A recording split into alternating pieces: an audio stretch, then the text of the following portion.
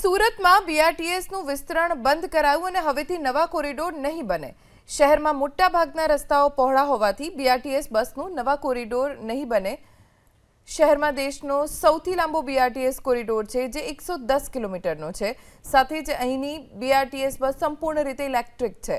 હાલ 450 જેટલી electric bus દોડે છે, જેની માટે વિશાળ ઇન્ફ્રાસ્ટ્રક્ચર તૈયાર કરવામાં આવ્યું, જેમાં ડેપો, રિપેર અને મેન્ટેનન્સ માટેની વ્યવસ્થા, ઇલેક્ટ્રિક બસોને ચાર્જિંગ કરવાની સુવિધા છે, સાથે બસના ડ્રાઈવર કંડક્ટરને તાલીમ પણ આપવામાં આવે છે। તો કોરિડોર પર સંપૂર્ણપણે ઇલેક્ટ્રિક બસ દોડે છે અને હવેથી નવા કોરિડોર બનાવાશે નહીં, તેવો બીઆરટીએસ વિભાગના અધિકારીએ દાવો કર્યો।